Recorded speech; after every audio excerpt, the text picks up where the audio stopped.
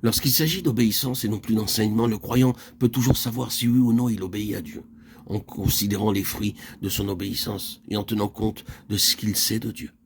Ainsi, Dieu poursuit toujours un but lorsqu'il ordonne. Il n'ordonne rien qui ne soit d'accord avec son caractère et sa parole.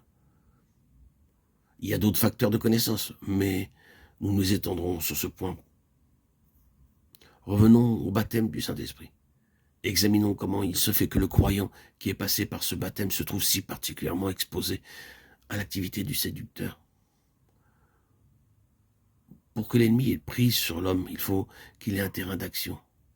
Et comment cela se peut-il faire lorsque le Saint-Esprit possède le croyant de façon si manifeste? Comment expliquer que le fidèle soit alors si vulnérable aux menées de l'adversaire? Généralement, l'une des raisons, la grande raison, c'est le péché auquel l'homme a cédé des années durant. Péché qui a permis l'entrée d'un mauvais esprit dans le corps ou l'intelligence. Cet esprit s'y est caché si profondément que sa présence n'a jamais été soupçonnée. Il n'a donc pas été chassé. La manifestation d'un esprit mauvais semble généralement si naturelle. Elle s'identifie si bien avec la personnalité humaine que rien ne trahit sa présence ni ne gêne son action. Les idées bizarres sont mises sur le compte du caractère, l'éthique, certaines habitudes physiques regrettables sont attribuées au tempérament ou à l'éducation, donc tolérées par les autres. Le croyant lui-même n'y prête guère attention. Pour lui, ce sont là choses naturelles ou licites ou de peu d'importance.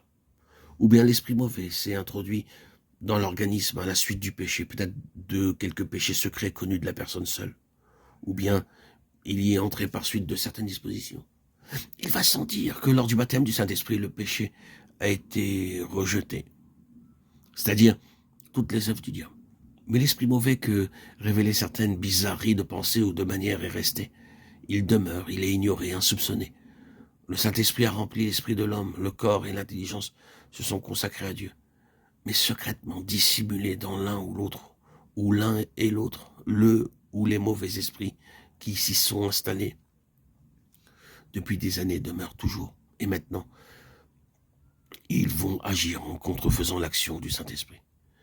Il en résulte que pour un temps, grâce au baptême de l'Esprit, le cœur est rempli d'amour, l'esprit rempli de lumière et de joie, et la langue libérée pour rendre témoignage. Puis, insidieusement, un esprit de fanatisme se fait jour. Il rampe, s'insinue, s'affirme, ou bien ce sera un esprit d'orgueil très subtil, ou de contentement de soi, une tendance à se grandir soi-même.